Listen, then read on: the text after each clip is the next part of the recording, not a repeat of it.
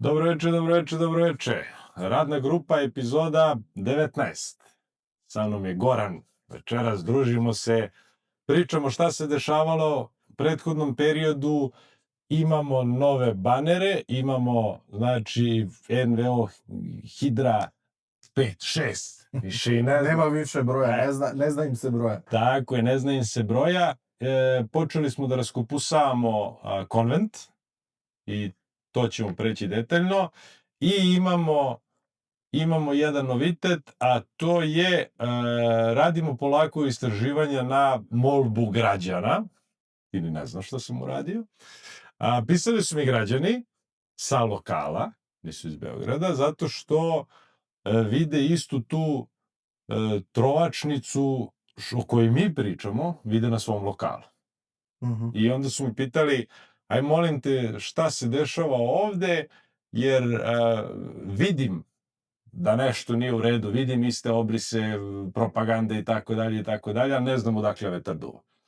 I onda sam ja dao sve od sebe da to malo raščivijam i da pomognem, tako da čim završimo sa ovim poglavljem 35 koje nas muči, proći ćemo te neke stvari koje su pitali građani. Pre nego što krenemo sa banerima i sa svime, imamo dve stvari koje smo radili ove nedelje. Aleksandar i ja smo bili u advokatskoj komori, da ih pitamo za mišljenje vezano za Ninićeve aktivnosti. Šta oni misle o onoj njegovoj, kako NUNS kaže, zloupotrebi zakona i legalnom lešinarenju. Živo me interesuje da se advokatska komora izjasni šta oni misle o tim njegovim aktivnostima i bili smo u Narodnoj banci, odnosno bio sam sam, i tamo sam predao jedan zahtev za informaciju od javnog značaja i pitao sam ih, da ćemo da vidimo tačno, čekaj, da ću odmah da vam kažem tačno, pitao sam ih 3 pitanja, ali da ne pogrešim, evo ga ovde. Prvo pitanje je, koliki je ukupan devizni priliv prema udruženjima građana i fondacijama registrovanim u Republici Srbiji za sledeće godine, 2021., 2022., 2023., 2024. i 2025. Koja su udruženja i fondacije u prvih 50 po ovakvim prilivima u sledećim godinama od 2021. do 2025. i koji je iznos takvih priliva za svaku od tih lica pojedinačno i koje su države u prvih 10 iz koje dolaze prilivi iz pitanja broj 1. Znači, da vidimo koliko para su oni dobili od 2021. do 2025. i ko dobije pare i ko daje pare. Nemam pojma sad da će oni meni na to da odgovore. Iskreno ti kažem, ali mi smo čuli za jednog advokata koji je prvi u Srbiji vezano za naplatu troškova ako se ne odgovori, tako da se nećemo libiti da kontaktiramo advokata Ninića, jer on ima puno iskustva u tim stvarima i jednostavno mi ćemo ga zvati da nam pomogne, da nam Narodna banka odgovori na to pitanje. Sve preko poverenika i tako dalje, ko što ide po zakonu, i mi ćemo nastojati da to isteramo do kraja. Kako se tebi čini taj akcija i ta ideja? Ja mislim da bi bilo fantastično ako bismo angažovali advokata Ivana Ninića. Znači, to bi bio... On iskustva ima u tome, zna kako se to radi. To bi bio spektakl. On je broj 1 u tome. To bi bio spektakl. Da.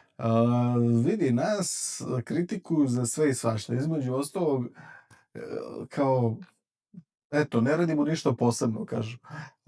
Ja rekao, vidi, s obzirom koliko postoji podcast Radna grupa, evo koliko možda 2 meseca. Ajde 3. Pa eto, ajde, neka bude i 3. Koliko postoji naše udruženje Srpski suverenisti, ili ima par nedelja. Da. Vidi, puna kapa s naše strane, ne žurimo mi nigde, svi ćete doći na red, kogod, da kažem, je tu nešto kompromitovao Srbiju, oštetio državu Srbiju i građane Srbije, polako, ali temeljno, radimo na više frontova. Brale, evo sad smo otvorili račun, došao nam je račun i građani su nam uplatili njihove donacije, nisu velike, ali ja znam da je svaka od srca i beskrajno vam hvala na tome. I mi ćemo na kraju svakog meseca napraviti jedan izveštaj. Nismo dužni po zakonu, to mora jednom godišnje za udruženja, ali mi hoćemo. Na kraju svakog meseca ćemo praviti izveštaj koliko je novca došlo i na šta smo potrošili bilo šta od toga. Znači jednostavno ušlo je, ne znam, 10, 20, 30, 50 eura ili 500 eura, nije ni bitno. Potrošili smo 30 evra ovde, 40 evra ovde, 50 evra ovde i tako dalje. To će biti troškovi na tekuće naše održavanje podcasta, pretplate, gluposti ove koje moramo da plaćamo. Montiranje videa, Tako je. Jer sad je troška negde, ne znam, ima sigurno jedno 700 eura mesečno samo da se ovo održava operativno. Mi to sad pokrivamo iz svog džepa, jer jednostavno, bože moj, borimo se za ispravnu stvar. Ali sve ovo što smo radili do sad, i istraživanja, i guranje u medije, promovisanje, društvene mreže, sve to radimo sami. Sve to radimo sami bez dinara jednog sa strane. I onda dođe neko ko je bio na državnoj sisi godinama, ko je imao finansiranje iz budžeta, ko je imao kako se zove, pristup informacijama, koji god je hteo. I onda on poče da pljuje po ovom. Pa Rode, što ne uradiš? Što ne uradiš sada? Evo, te ja sprečavam. Kaže, a što nisi pisao ovome, a što nisi pisao? Uzmi, piši o kome god hoćeš. Sve što je tačno, ja ću da proverim. Ako je tačno, ja ću da pohvalim. Šta je problem? Pazi, nemamo mi monopol na ovu temu. Samo smo bili dovoljno ludi da gurnemo glavu da je neko ne bi ni prst.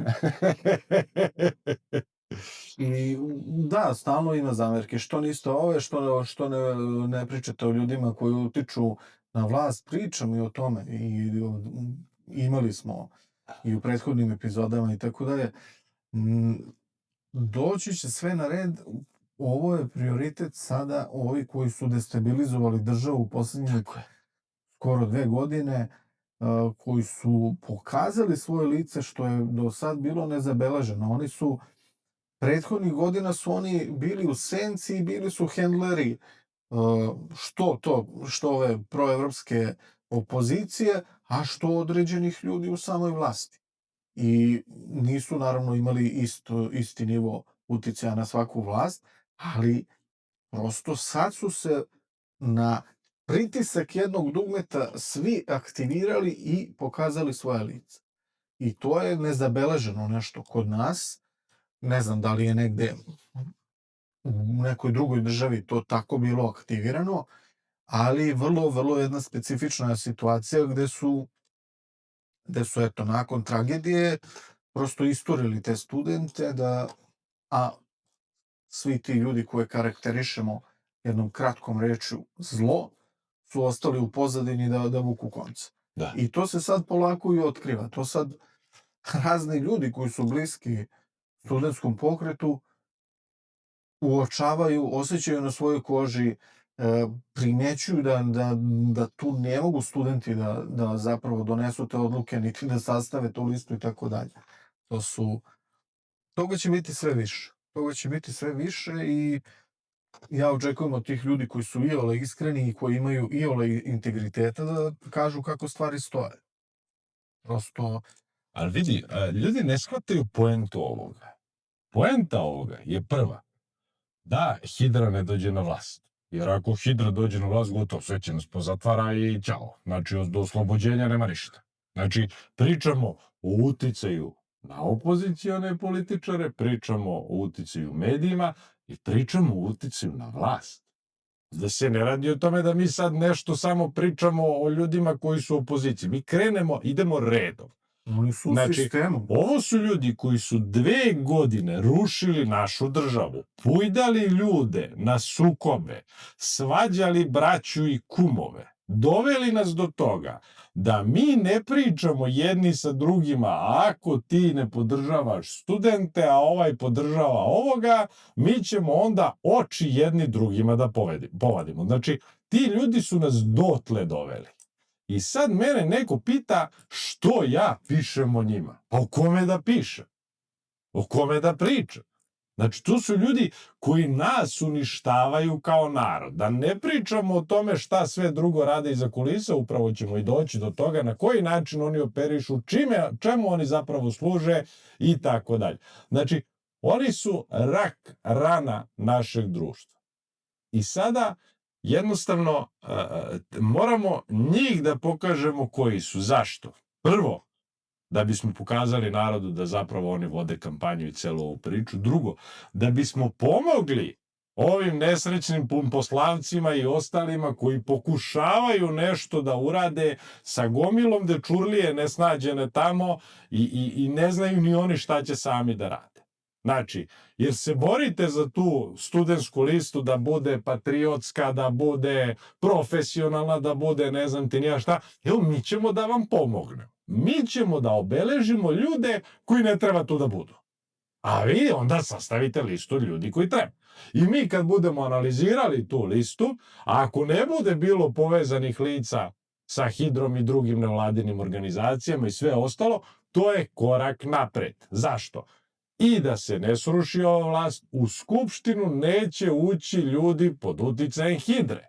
Što znači, mi možemo da se dogovorimo oko nacionalnih pitanja, oko važnih stvari za našu državu. Znači, nema dimnih bombi, nema spinova, priče i tako dalje, nego imamo problem koji je od državnog značaja, svi sednemo zajedno, i vlast, i opozicija, i mislioci raznorazni i tako dalje, znači svi politički subjekti sednemo zajedno za sto ili neka velika rasprava ili nije ni bitno, možemo i da pišemo po internetu i tako dalje, ali da se svačije mišljenje uvaži, da svi budemo deo rešenja, a ne deo problema, da tu niko ne radi na sabotaži tog dogovora, već da bude konstruktivan sa svojim predlozima i da mi zajedničkim snagama pokušamo da se izborimo za naše nacionalne interese. To je osnovni razlog zbog kojeg mi ovo radimo. Znači, da ne dozvolimo Hidri da dođe na vlast, da pomognemo nesretnim pumposlavcima da je potisnu sa liste i da jednostavno obeležimo te ljude i pokažemo šta oni rade u našoj državi. I na koji način su oni preuzeli poluge moći bez da je iko glasao za njih. Oni uvek imaju svoje mesto u sistemu. I to mora da se prekine. Ali, koliko ja vidim ovde, nas u ovome, osim pojedinaca iz opozicije koji neće ni ime da nam pomenu, da ne pričamo Hidri, podržava samo vlast. Imaš direktno nas je podržao Milenko Jovanov, ajde, lično mene, zato što ja prednjačim u sve ovom, iako smo mi svi tim koji radi zajedno, Vladimir Đukanović. Oni su imenom i prezimenom rekli i podržali ovo što radimo. Čak Đukanović je tamo zabrinut za moju bezbednost i moguće zaposlenje na ozbiljnim mestima i tako dalje, da će ovi da me sabotiraju, hoće sigurno, jednostavno neće oni meni oprostiti ovo tek tako. Iz opozicije, naravno, niko. Imamo Jelenu Pavlović, koja je to u jednom, kako se to kaže na Facebooku, nije tweet, u jednoj objavi. U jednoj objavi jednom pomenula NVO Hidru, da je zapravo ona jača i od Vučića i od same države i da su oni ti koji... Da, ona je žena osetila na svojoj koži kad su nakon onog skupa tamo u Kraljevu se obrušili na nju bukvalno nemilosrdno. Jeste. I sad je bio Ristić, Ratko Ristić. I on je rekao da u onom podcastu da studenti ne znaju ko im pravi listu, nego oni došli kod njega da ga pitaju ko će bude na listi. A on rekao, pa ja valjda to treba vas da pitam. Znači, ne postoji studenti, ne postoji studentska lista. Postoji Hidra. Ako ćete da se izborite protiv Hidre, ja vam pružam punu podršku. Ja smatram da nećete. Zato što su tokovi novca svi kod njih, Svi mediji su njihovi, nećete imati gde da se pojavite, svi aktivisti na društvenim mrežama su njihovi i svi studentski nalozi, ovi anonimni po Twitteru, su pod njihovom kontrolom. Znači, nemate nikakve šanse, ali ja vam želim sve najbolje i punu podršku da se vi izborite i da ta lista bude patriotska. Koliko se meni čini, jedini realni scenario je da se ta lista pocepa na dva dela, da jedna bude čista hidra, a da druga budu pumposlavci i da naravno ova pumposlavci potone, ali nigde niko neće spomenuti, niti u medijima, niti ima para, niti bilo gde, svi će da je satanizuju i vlast i ova druga hidra lista i jednostavno to će biti to, viš nisam utišao telefon.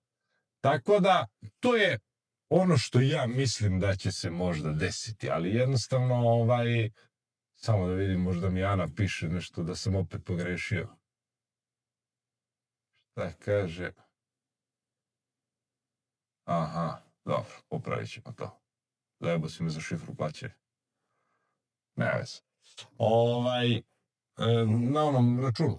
Da, ono je za 289, to je za uplate, kako se zove, online.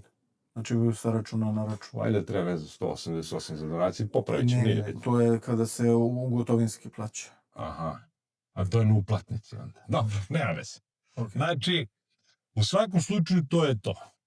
Ja se nadam da smo sada jasni svima. Kogod misli da mi radimo sad nešto pogrešno, neka nam pokaže kako se to bolje radi. Mi smo otvoreni za sve predloge, savete i sve ostalo, a nemoj puno da pričate, nego demonstracije. Malo sednete ko ja, 15-16 sati dnevno, izvrtite sve što ima da se izvrti, napravite sve banere, potrudite se junački da to prezentujete i tako dalje i dobit ćete moju pohvalu. Znači, za sve što uradite, ja nemam ništa protiv. Sve što će naštetiti hidri, ja ću podržati zato što smatram da je to najveća naša rak rana ovog društva. Pa, najveća opasnost, po mom mišljenju, su ti ljudi u sistemu koje, da li ih treba zvati vlast? Znači, da li sudije i tužioce koji su odmetnuti, da li njih možemo nazvati vlašću? Oni koji su prosto počeli da direktno oponiraju izvršnoj vlasti i da sprovode neke interese onih koji su ih podržavali, a to su pre svega Amerikanci, odnosno bivša neka ta njihova administracija. Znači, ako nama ljudi koji treba da budu oslonac države i sistema, ako su se oni odmetnuli i priklonili tim nekim stranim uticajem, postali strani agenti, da li ima veće opasnosti za državu, da li postoji nešto što je opasnije, što više ugrožava državu? Po mom mišljenju nema. Od njih nema veće opasnosti. Čak ni ti mediji, čak ni te neke nevladine organizacije nemaju toliki uticaj, toliku moć na svojim funkcijama kao sudije i tužioci, koji su, opet, moram da kažem, vlast je tu mnogo pogrešila. Oni to sad shvataju sa tim ustavnim referendumom. To nećemo ponavljamo kao papagaji, ali prosto je to tako. Prosto je to tako da ne mogu da ih sad smenjuju, ne mogu da imaju odgovarajući uticaj koji država treba da ima. Koji država treba da ima. I to je opasnost broj 1 generalno za samu državu. Vidi, kako god ti pokušaš nešto da uradiš, cijela hidra će da te napadne i da kaže da je to napad na slobodno sudstvo, da je to represija, da je to, ne znam, preuzimanje poluga moći i tako dalje. Svaku promenu koju ti pokušaš da napraviš, oni će napasti. Jednostavno, mi moramo, da bismo uradili te promene, mi moramo te ljude pokazati. Koji su i koji ljudi se zapravo bore protiv toga da se bilo šta u ovom društvu popravi.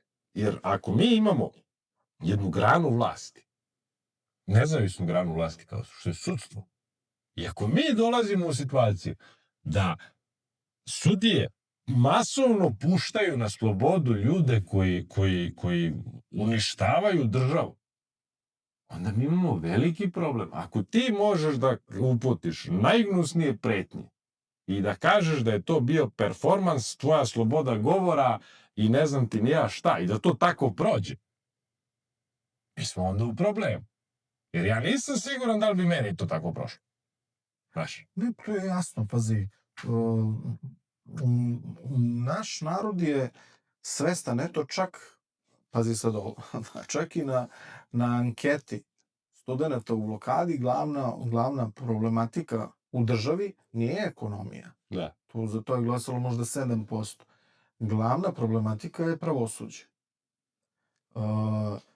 Ja kažem sledeće. Znači, u zemlji koja je imala najveću stopu kriminaliteta, El Salvador, glavni i odgovorni za tu stopu kriminaliteta su bile sudije koje su omogućavale tim bandama narkokartela da sve je to nekako povezano. Sudija nema zaštitu policija, a policija nema zaštitu tužilaštva, a tužilaštvo nema zaštitu bezbednostne službe. Tek kad je Nayib Bukele došao i smenio, recimo, 1/3 tih sudija, ovi ostali su počeli da radi kako treba. On je doveo i vojsku na ulicu da zavede red i javni red i mir. I pohapsio 45.000 ljudi. I on danas je lider svetski koji ima najveći rejting među svojim glasačima, među svojim građanima. On ima rejting preko 90%. I Hidra ga inostrana konstantno napada da je to ugrožavanje prava ljudski i ne znam ti. On im je rešio bezbednostni problem kojim su ti ljudi živeli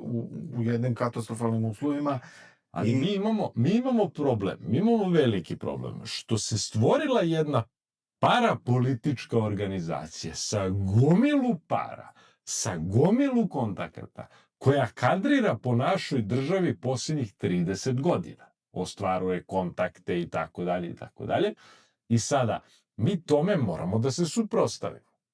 Znači, tu su i te sudije, i ti tužioci, i ljudi u raznoraznim institucijama, na čelu institucije. Znači, malo vidiš ovo, na primjer, što je bila na čelu civilnog vazduhoplovstva, ne mogu setim kako se zove. Znači, doćemo do nje opet. Znači, oni su pustili pipke u sve pore našeg društva. U sve pore našeg društva. I došli u situaciju da imaju dovoljno snage da uzdrmaju ovako jaku vlast. Da. Šta bi bilo da je vlast bila slabija? Ona bi pala. Znači, u Srbiji imamo parapolitičku organizaciju koja je sposobna da nam sruši vlast. Oni to nisu radili direktno kao do sada, oni su mešetarili preko opozicije, preko pojedinih ljudi iz vlasti, pojedinih ljudi iz opozicija i iz institucija i jednostavno to manje više držali pod kontrolom, konstantno pravili pritisak na vlast da im se daju pojedine institucije, da im se naprave pojedini organi kako bi oni kontrolisali tokove u državi i mi smo sada došli u situaciju da država ne može da kontroliše samu sebe. I ti kad god čuješ nezavisne institucije, nama trebaju nezavisne institucije. To je baš Milan Antonijević rekao, koga su postavili tamo gde su ga postavili, a znamo ko je taj čovjek, to je opet neki truli kompromis. On kaže, nama su potrebne nezavisne institucije. Pazi, od koga bre nezavisne? Ti dođeš na vlast. Hoćeš da napraviš promene u državi i ne možeš zato što imaš nezavisne institucije. Znači, ne mogu institucije da budu nezavisne od izvršne vlasti. Izvršna vlast dođe i kaže radiš tako. Ako to nije krivično delo, ti mora da radiš, tebe niko ništa ne pita. Za neću se ide u zatvor, za ne mogu u bolnicu i na bolovanje. To tako funkcioniš.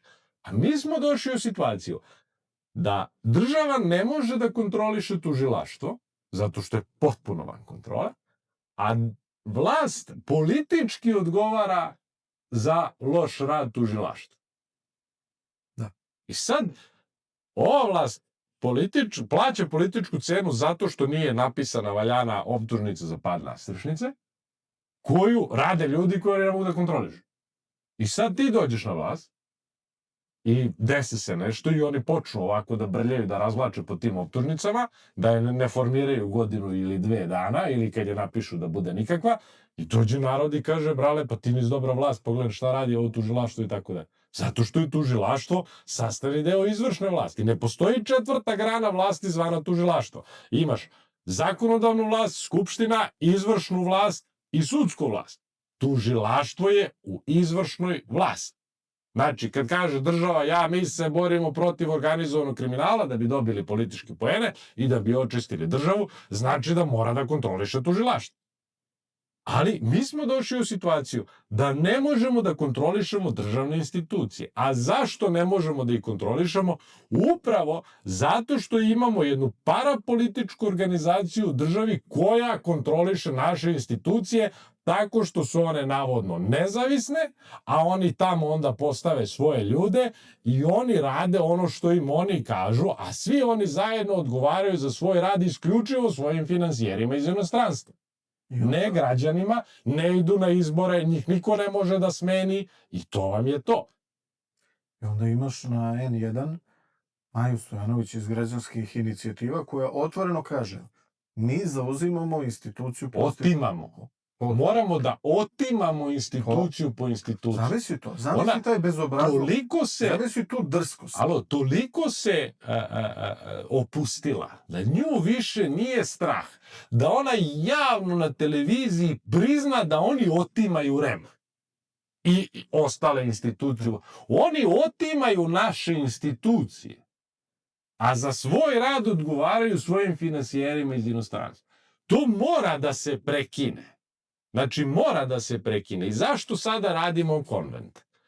Konvent je skup od 850 organizacija. To je jedna ogromna parapolitička organizacija sama po sebi koja u svom sastavu ima 850 drugih organizacija i one su sve navodno zadužene da prate naš put ka Evropskoj uniji. Ko je njih za to zadužio? Ko je njih za to ovlastio? Niko. Oni pišu izveštaje na osnovu kojih nas Evropska unija kasnije ucenjuje. A sa druge strane prave proteste i učestvuju u javnom životu putem medija kao političke stranke, objašnjavajući nam da mi moramo da se povinujemo volji Zapada i da je to jedino ispravno rešenje. I oni se u medijima pojavljaju kao političke stranke i jednostavno plasiraju tu politiku i menjaju mišljenje javnog mnjenja. Njih za to niko nije ovlastio. Oni za to nemaju prava. Čak nemaju prava ni ovo izveštavanje zemalja Evropske unije šta mi to radimo. To služe ambasade. Pa ambasada Nemačke piše dopis Nemačkoj, Srbija je trebala da primeni taj i taj zakon, nije ga primenila ili je delimično primenila i tako dalje. Znači, oni se čak i ne kriju da su špijunska služba, plus učestvuju u političkom životu, prave proteste, afirmišu politiku javno i tako dalje i tako dalje. Glavna i najtoksičnija stvar je pisanje zakona. Znači, oni najveću štetu suverenitetu države Srbije rade upravo kroz taj proces. Mi imamo jedan veliki izgovor pridruživanje Evropskoj uniji zbog kog se mi odričemo delova suvereniteta u raznim oblastima. I to je nešto, da kažem, da se danas izjašnjava narod bi bio protiv toga. Prosto narod to ne želi. Ali i dalje se kao mi krećemo u tom nekom pravcu, mada poslednjih 5 godina, ali tako nije otvoren ni jedan novi klaster i tako dalje. Nebitno, uglavnom, što ću kažem, najveća šteta je zato što ti ljudi kroje zakone koje ova i prethodne vlasti moraju da usvoje. Jer ako ne usvoje to što oni predlože, onda oni kukaju kako to nije usaglašeno, kako to nije u interesu Srbije i tako dalje. A šta oni predlažu? Oni predlažu bukvalno razvršćivanje to naših institucija, potpunu desuverenizaciju, da budemo onako već kuvani kad uđemo. Oni stalno imaju u svojim programima prepuštanje institucija civilnom sektoru. Državnih institucija, civilnom sektoru. I oni bi da civilni sektor, odnosno civilni sektor je malo drugačiji naziv za strane agente, da oni budu ti koji će voditi te državne institucije. Ko je glasao za njih? Niko. Evo da prođemo, na primjer, evo sada, imamo kao omču oko vrata na tom putu ka je famoznoj Evropskoj uniji poglavlje 35. I niko neće da vam kaže šta znači to poglavlje 35. Poglavlje 35 znači, zato što su oni nama ubacili Ohridski sporazum u to poglavlje, znači da mi ne smemo da se protivimo članstvu Kosova ni u jednoj međunarodnoj organizaciji, pa ni Ujedinjenim nacijama. Što znači de facto priznanje Kosova. Nismo ga zvanično potpisali, ali se mi ne protivimo da oni uđu u Ujedinjene nacije. Čim uđeš u Ujedinjene nacije, ti si država. Znači, to je nama Evropska unija nametnula kao uslov za ulazak u Evropsku uniju. Znači, da bismo ušli u Evropsku uniju, moramo da priznamo Kosovo. Tačka. Da ne pričamo o ostalim svinjarijama koje stoje u tom poglavlju 35, od lažnog narativa o genocidu u Srebrenici i tako dalje. Znači, sve te svinjarije nećemo sada da obrađujemo, ali ovo je glavno. Poglavlje 35 znači priznanje Kosova. E sada, da pogledamo mi koje su to organizacije u tom poglavlju 35 zadužene naravno preko ovog nacionalnog konventa o Evropskoj uniji koji bi kao trebalo da prate naš razvoj i promene zakona i usvajanje tih poglavlja. Oni bi trebali da budu nemi posmatrači, a zapravo su to parapolitičke organizacije koje ubeđuju naš narod da je to u našem interesu i da se to mora uraditi. Pa da krenemo redom. Ili imaš ti još nešto da dodaš? Dobro. Da krenemo redom. Evo ga. Ovo je naš nacionalni konvent. Na čelu nacionalnog konventa je Bojana Selaković, znači zmija jedna otrovna, i žena Duška Lopandića, Nina Lopandić. Inače, i Nina Lopandić je bila u onom eposu, gde je sada Duško Lopandić, a to je ona nevladina organizacija u kojoj su Dragan Đilas, Goran Ješić, Zdravko Ponoš, Pavle Grbović napravili koaliciju. Ovo je žena Duška Lopandića, ona je menadžerka kancelarije, ima puno iskustva u tome, a Duško Lopandić je i član Ponoševe stranke. Jedna divota, jedna kako oni imaju upliv u naše političke organizacije, pričamo o parlamentu. Na čelu te radne grupe, poglavlja 35, je ovaj Interinstitut.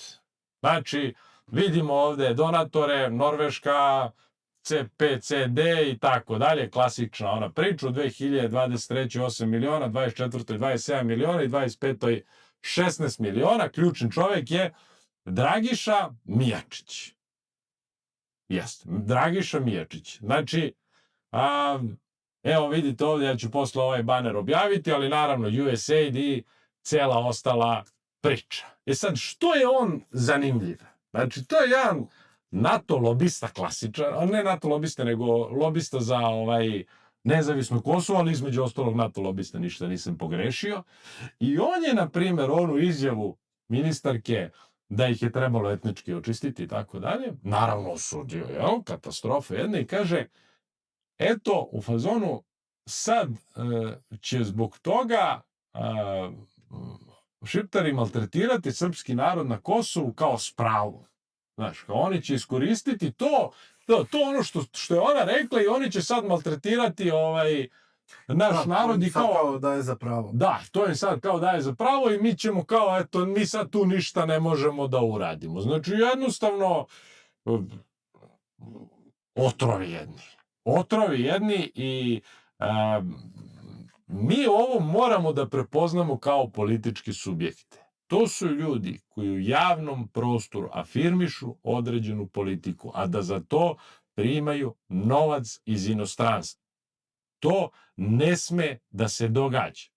Znači, na stranu to što im žmurimo što su klasični špijuni, mi im žmurimo i na bavljenje politikom. Oni se pojavljuju u medijima kao lideri političkih partija, da afirmišu određenu politiku, odnosno pro-EU politiku i naravno uz pregršt lažnih istraživanja, koji su uvek na strani Evropske unije. Pa je tako CRTA u onom famoznom njihovom istraživanju napisala tamo da je 75% ljudi pro-EU nastrojeno, da je 42% ljudi podržava civilni sektor, a crkvu 63%, nemoj da, možda sam nešto pogrešio, ali to je to. Znači još malo pa će ove strane špijune, naš narod više podržava ove strane špijune nego crkvu i izlupetali su se tako junački da jednostavno, to vam je to.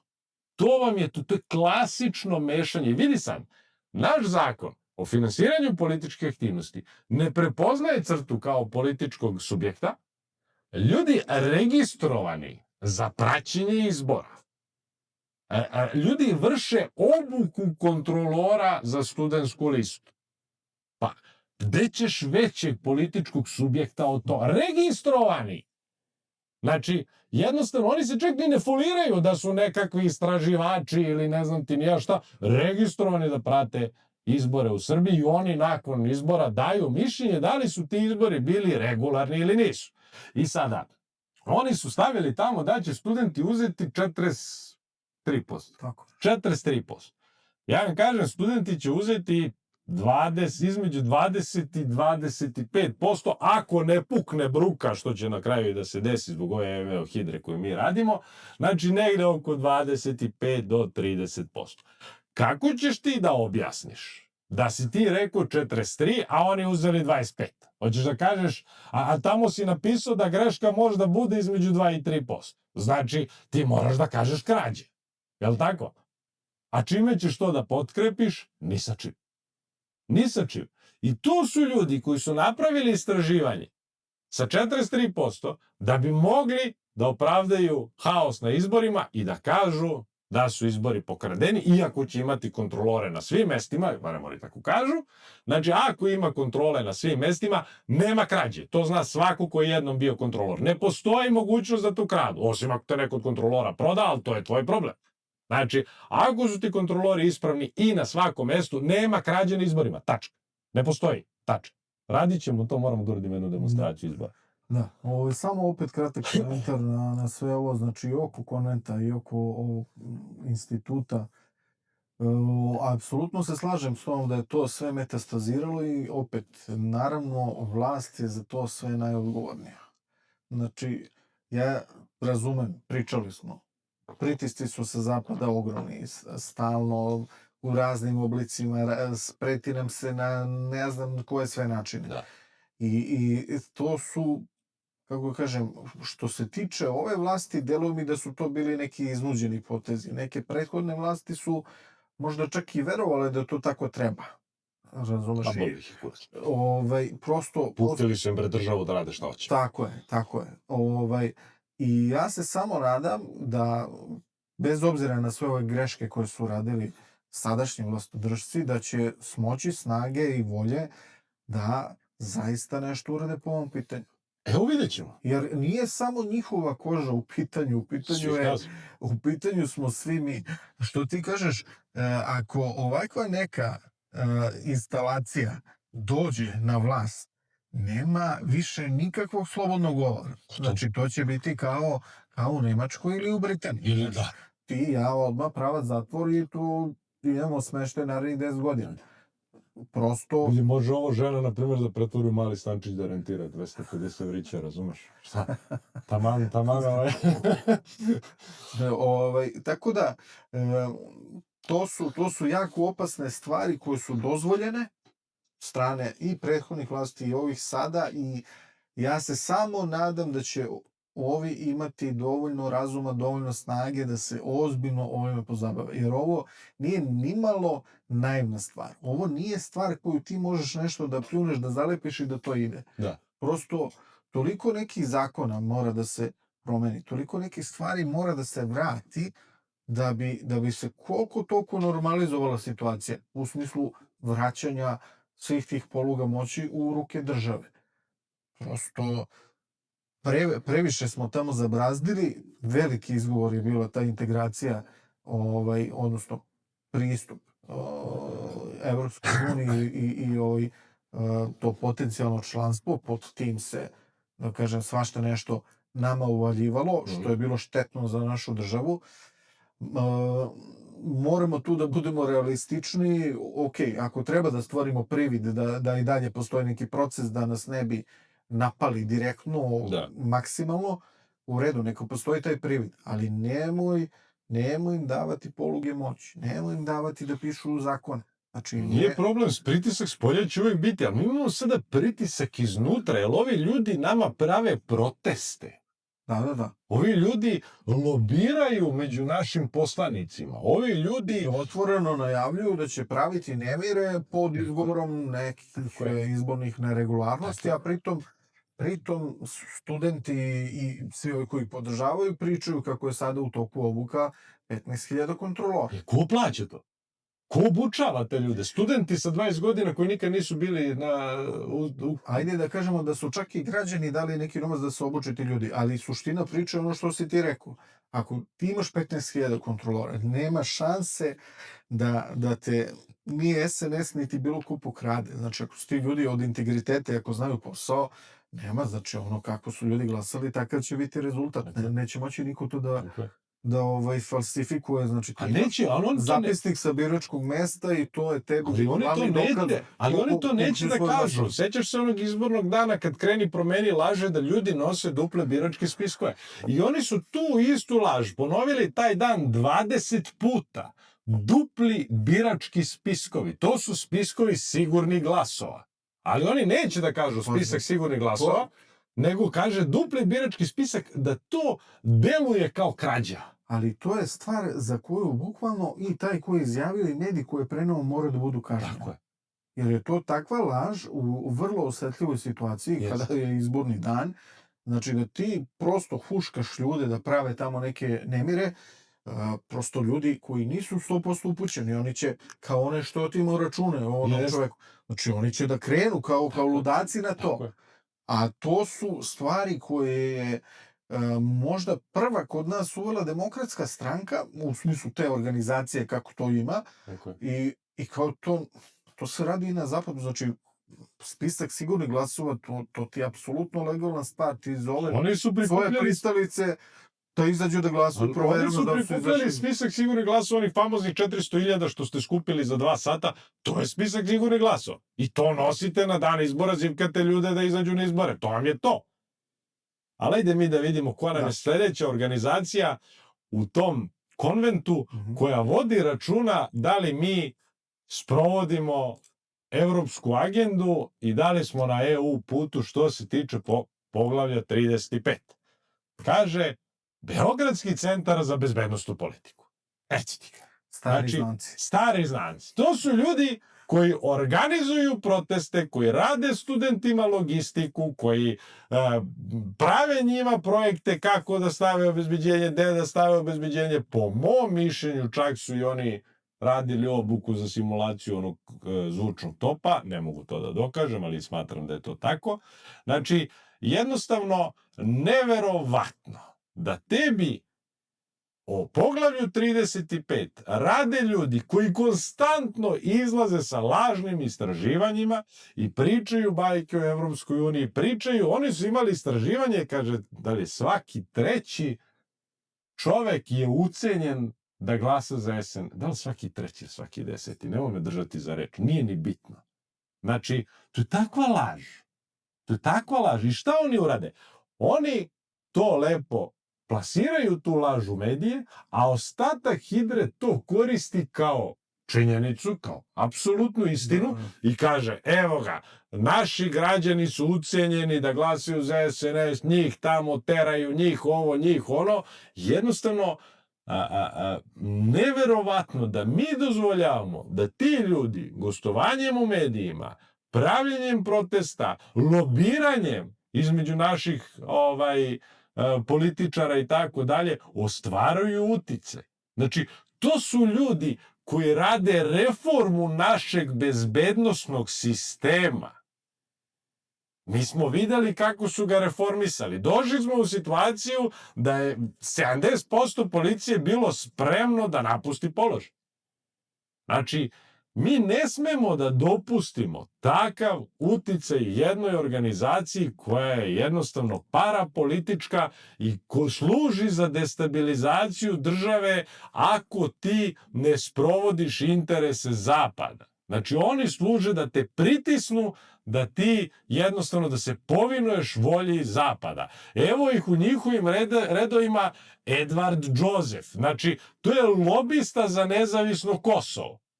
I ti ljudi vrše reformu našeg bezbednosnog sistema. Ti ljudi paralelno s tim prave proteste na ulicama. A gde to ima? I gostuju u svim medijima, objašnjavaju šta treba se radi, šta ne treba se radi. U 2025. 130 miliona.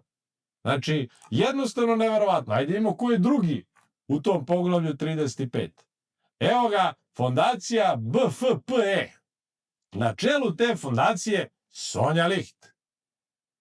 Sonja Licht. Znači, i oni vrše obrazovanje i obuke, znači neke škole, seminare, radionice, oni imaju kurseve za buduće lidere vladinog i nevladinog sektora. Mislim, strana agentura 1/1. Tu je s njom Stefan Vladisavljev, tu je Saša Mirković, a Saša Mirković bivši državni sekretar za medije i informisanje. Pa imamo tu Maju Piščević i naravno Radmilu Nakaradan, profesorku Fakulteta političkih nauka. Znači, malo neki profesor je u hidri. Jel sad shvatate zašto su oni krenuli od fakulteta? Jel sad shvatate kako su nastale te blokade fakulteta? Upravo preko ovih profesora koji su blokirali te fakultete. Ne studenti, ne dečurlija, nego profesori koji su blokirali fakultete, a dečurlija je tu bila jednostavno topovsko meso. Tako da, ali ajde da vidimo ko voli da sedi sa ovom Sonjom Licht. Evo nam ga tu. Ček, nisam prebacio, neću da kažem. Evo ga. Evo nam ga tu, naš sudija Majić. I kako se on druži sa Sonjom Licht. A tu nam je i ova gospođa ovde, doći ćemo do nje s naočarima. Znaš kao je, vidiš ovde ispod? Ne vidim sad iz ugla. Možda liči malo na Sofiju, ali... Nije Sofija. Samo kratak komentar za Sonju Licht. Ako se ne varam, ona je bila prva na čelu Fondacije za otvoreno društvo, Soroša. Znači, kad je to otvoreno kod nas, mislim da je ona bila prvi direktor toga. Proverit ću baš, ali čini mi se da je... Odavno je, da kažem, u tom NVO... I ona nama odlučuje ovde da li će neko da bude... Da li mi otvaramo poglavlja, ne otvaramo, sudija Majić, s njom čovek koji se bavi politikom sa pozicije sudije. Čovek koji je član nevladinih organizacija preko kojih politički deluje. I neko će meni da kaže da je to normalno. Ajde da vidimo dalje koga još imamo tu. Da vidimo dalje. Sljedeći na listi nam je i manje ni više nego Centar savremene politike. Centar savremene politike ste često viđali na ovim mojim banerima na Twitteru. To su, znači, jednostavno ljudi koji izmišljaju raznorazne lažne ankete i istraživanja vezano za Evropsku uniju i tako dalje. Oni pišu tamo, svi podržavaju Evropsku uniju, sve je to super i samo Evropska unija i to je to.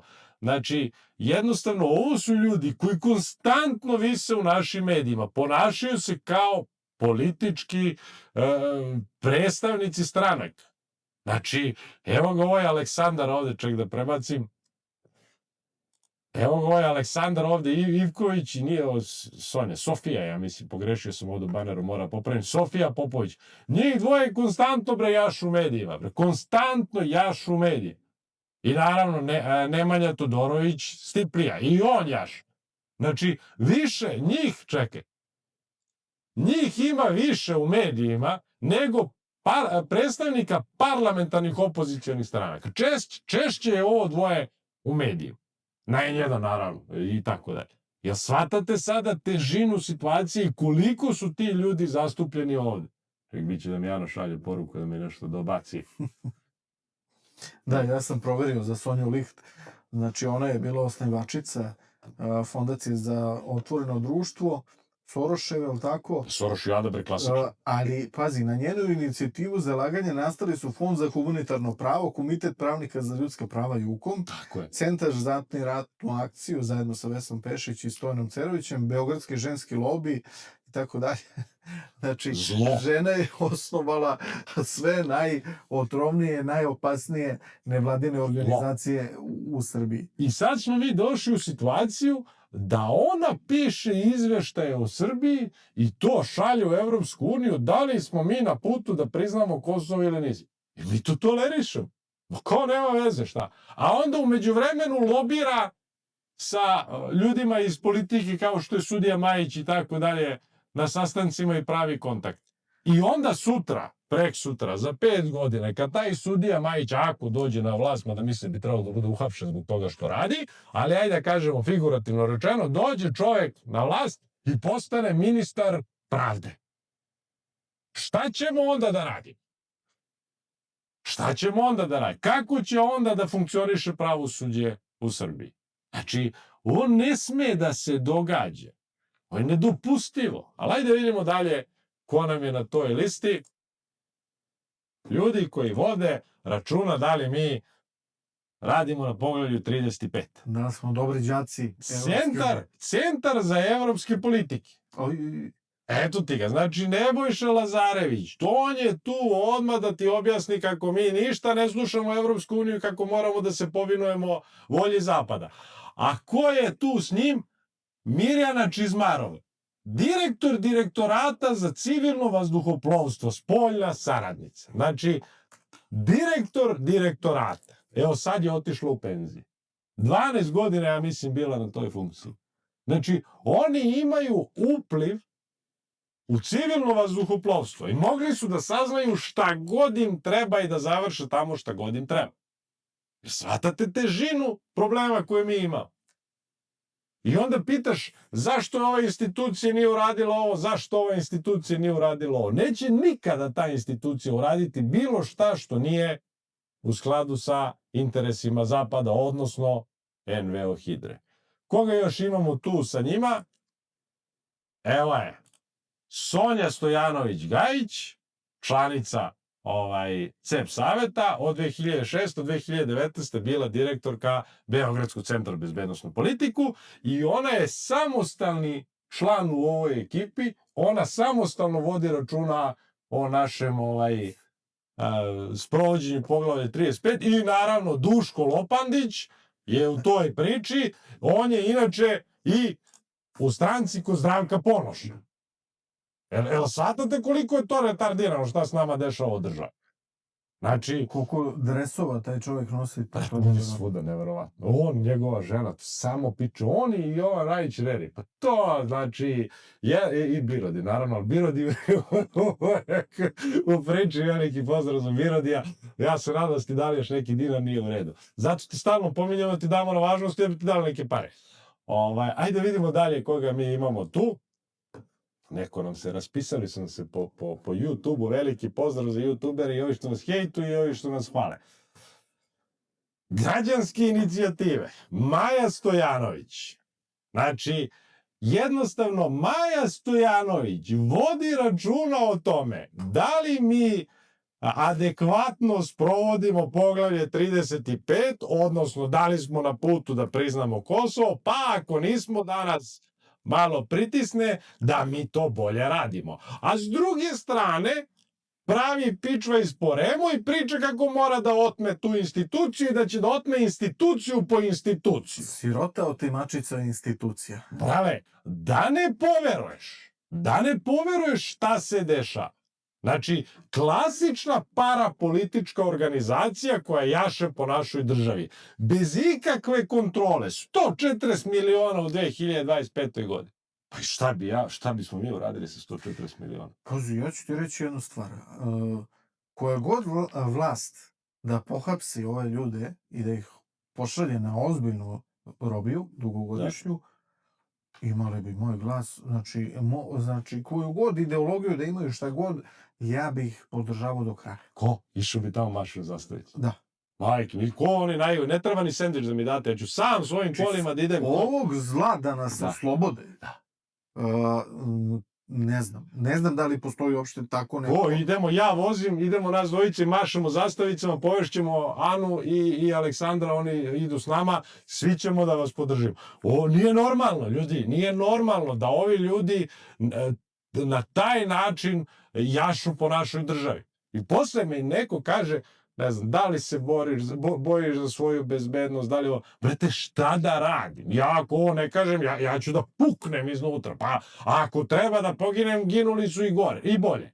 Znači, jednostavno, ne može bre ovako. Ne može ovako da se vodi država. Tu se ne radi o Vučiću i SNS. Ne može niko da vodi državu od njih. Oni vode državu, ne vlast. I sad zamisli dođe koalicija, kombi koalicija, studenti, prozapadna opozicija, levo, desno, i oni kao nešto počnu da vode državu. Pa oni ne bi znali gde je levo od ovih ljudi. Ne bi mogli ništa da urade. Na stranu što ne znaju da vode državu, ali to nikad nisu radili, normalno je da ne znaju. Znači, ovi bi nas o jadu zabavili. O jadu bi nas zabavili sa ovakvim uplivom u državni sistem. Katastrofa. Ajde vidimo ko je dalje tu. Ajde vidimo koga još ima tu. Helsinški odbor za ljudska prava. Sonja Biserko, Dinko Gruhonjić i tako dalje i tako dalje. Naravno, donatori ovde sve vidite, ne moram ni da se pomeram. Zamisli ti da ta ekipa ucenjuje našu državu kako će da pošalje izveštaj u Evropsku uniju, tamo prave proteste, oni se pojavljuju u medijima. Naravno, cela priča oko lažnog genocida u Srebrenici i tako dalje, to oni pumpaju medije, N1, Nova S samo prenosi i tako. Kako ćemo mi da dođemo u tu Evropsku uniju, navodno u koju idemo, ali tako, ajde, ovi na vlasti, oni idu i ne idu. Ali kako ovi pro-EU opravdavaju ovo? Mene taj deo, kako vas nije sramota da lažete narod, da od nas niko ne traži da priznamo Kosovo, da nam ne traže da priznamo lažni genocid u Srebrenici, na osnovu kojeg će nam tražiti kasnije da ukinemo Republiku Srpsku. Znači, ovo je sve protiv naših nacionalnih interesa. I sad mi neko kaže, da, to je to, mi idemo u EU i tako dalje. Dinko Gruhonjić, majko mila, Dinko Gruhonjić je faktor u našoj državi koji se nešto pita, bre, pa gledaj, želudac mi se prevrne. Ali pazi kako su se oni prešaltali. Znači, taj Helsinški odbor za ljudska prava u Srbiji, pričali smo, znači, isto kao i UKOM, isto i kao Fond za humanitarno pravo Nataše Kandić, su bili glavne obaveštajne strukture koje su prikupljali informacije da bi se pravile haške optužnice. Znači, oni su se sa Haškog tribunala i sa tog pritiska da mi moramo da isporučimo i Miloševića i Radovana Karadžića i Ratka Mladića i ostale ljude koji su bili tamo na listi, koje je zahtevao Haški tribunal. Znači, oni su se sa toga prebacili, sad su oni eksperti za Evropsku uniju i sad oni nas vode u Evropsku uniju. Znači, oni su nas prvo vodili u zatvoru kazamat, Haški kazamat su nas vodili, a sad nas vode u Evropsku uniju koja isto postaje neka vrsta kazamata.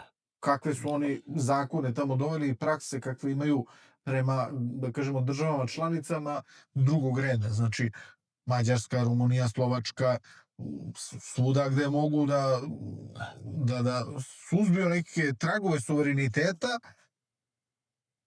oni to nemilosrdno rade. I sad, kao ovi nas vode u to. Oni nas vode u to. Ali vidi, ovo su učesnici obojene revolucije. Ovo su ljudi koji su organizatori svega toga. Da, ovo mi je vrhunac, da kažemo, možda je vrhunac antidržavno, odnosno možda je u stvari najdirektnije antidržavno delovanje. Mada ovo sa Haškim tribunalom je opet isto nešto za dugogodišnju robiju. Ja tu sve te ljude koji su bili u tim organizacijama, niko mi ne bi dobio manje od 20 godina. Ima jedna organizacija, sad ćemo dođemo do nje, ti će se obraduješ kad vidiš. Znači, jednostavno, neverovatno. Neverovatno. Ali ajmo mi dalje da vidimo koga još tu ima u poglavlju 35 koji se stara da mi idemo ka Evropskoj uniji, da to sve bude bombona. Idemo dalje. Kaže ovako, što su se raspisali ovi na YouTube-u samo puca. Kaže ovako, Sofija Todorović. Sofija Todorović u poglavlju 35. Majko Mila. Znači, gledaj, ona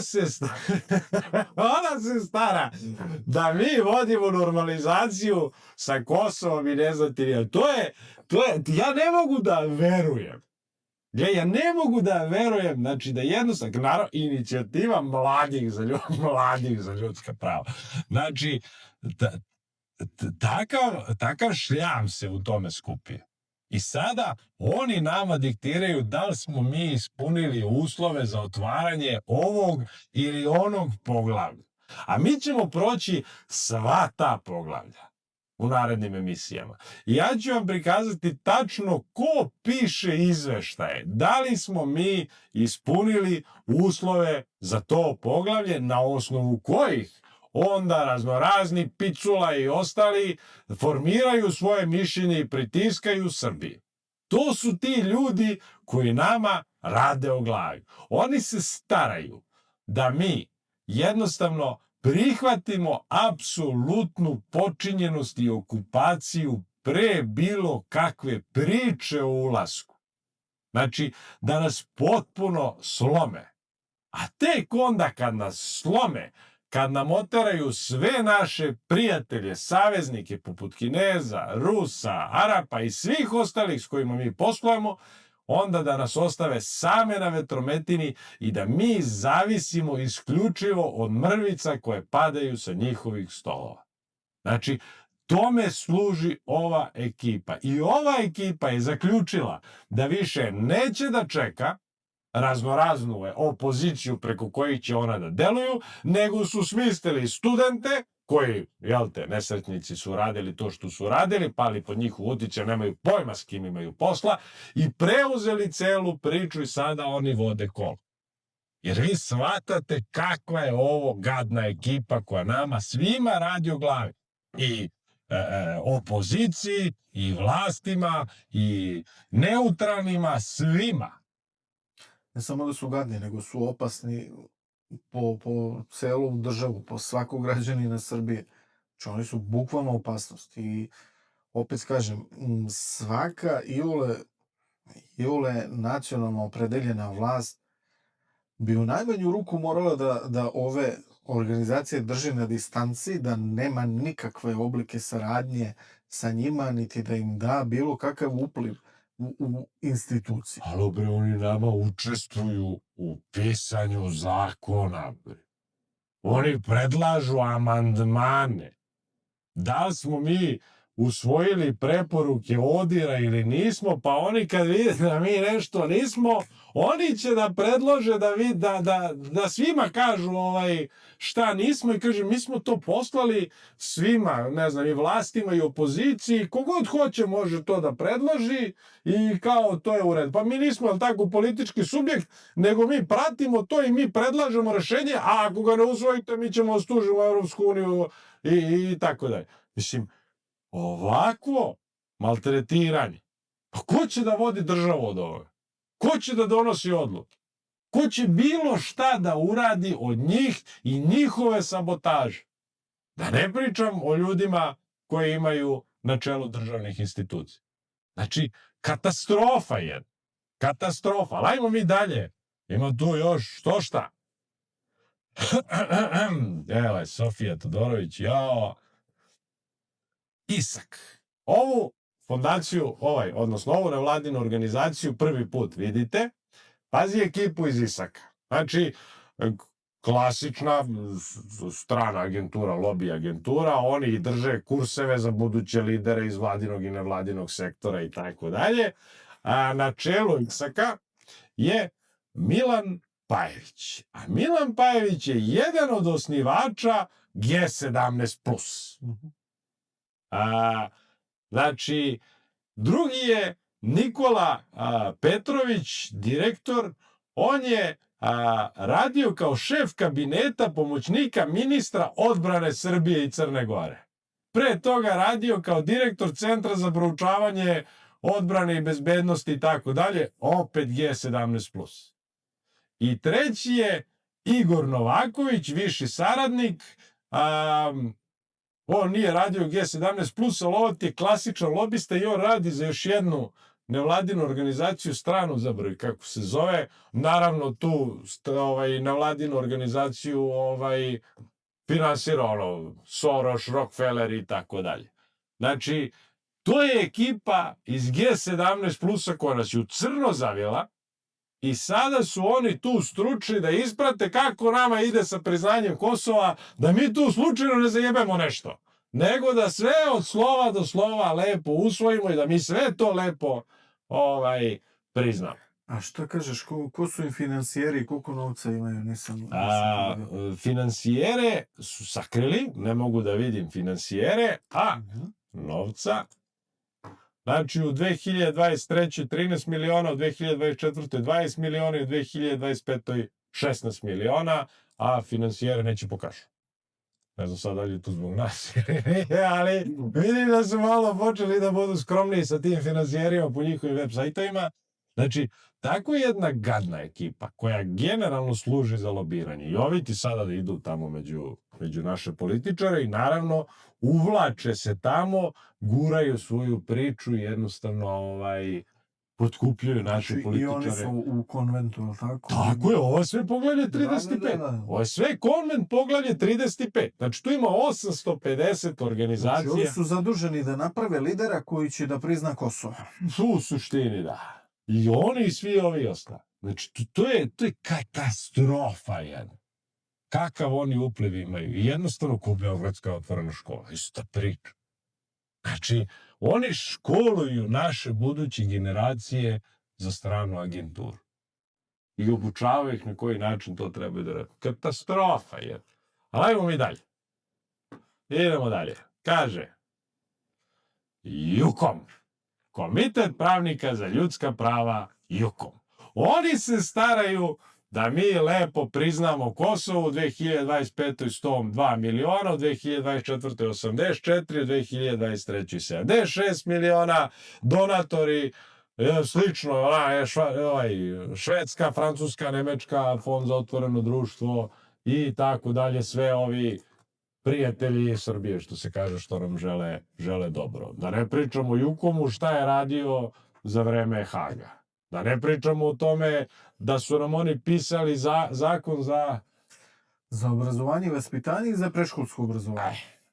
Ti ljudi nama pišu zakon i staraju se da mi priznamo Kosovo na putu ka evropskom. To je, da se razumu, to iz 2009. Tad su oni pisali. Da. Nisu sad, nego ranije, ali i sada vidiš da oni učestvuju. I nisu ih suzbili, nisu ih otklonili. Inače, JUKOM nas je registrovao. To smo rekli. Da ponavimo ljudima, svaku nevladinu organizaciju koju mi pomenemo ovde, JUKOM nas tamo registruje kao, kako to oni napišu? Pa to je mapa incidenata, mi to zovemo crna knjiga. Znači, upisali su nas u crnu knjigu zato što smo spomenuli u nekom kontekstu koji se njima ne sviđa ove nevladine organizacije. Oni to podvode kao da ih targetiramo, a zapravo prikazujemo šta rade, ko su, ko ih finansira i tako dalje. I prosto čak ni po ovom našem podcastu i nemamo neki ekstreman vrednostni sud koji bi, na osnovu čega bi oni mogli da kažu mi targetiramo. Znači, prosto... Pa dobro, oni pričaju. Njima je to jedan mehanizam da oni opravdaju sredstva i da dobiju nova sredstva. Kažu, eto, vidite koliko nas napadaju, dajte pare. Zoki, napadamo te, traži pare. Katastrofa je. Katastrofa. Znači, ja ne mogu da shvatim da je ovo ovako sve ispreplitano. Strašno. Znači, i sad ti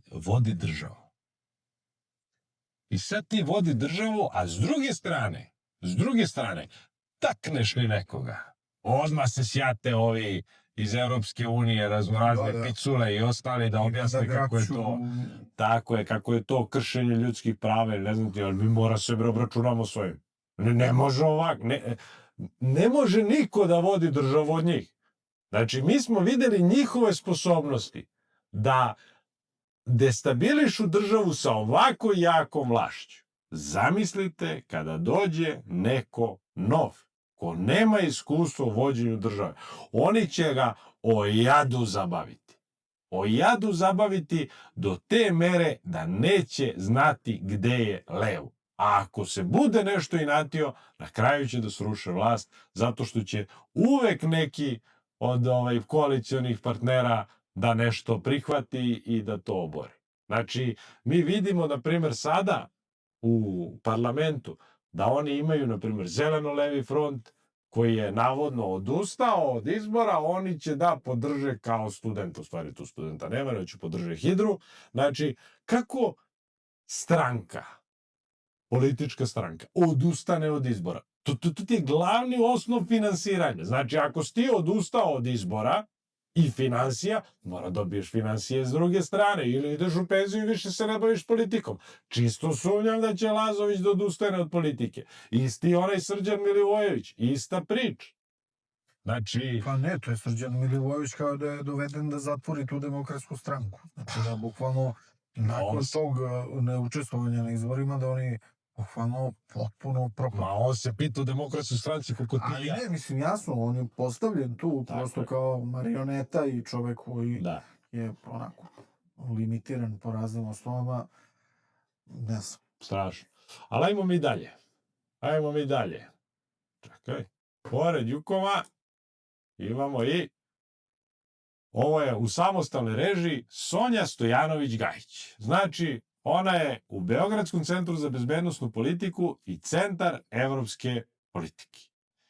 I ono što smo već rekli, od decembra 2006. do oktobra 2019. godine bila na mestu direktorke Beogradskog centra za bezbednosnu politiku, odakle je doprinela da se Beogradski centar za bezbednosnu politiku transformiše iz NVO za javno zastupanje u specijalizovani istraživački centar koji se bavi javnim nadzorom sektora bezbednosti na Balkanu.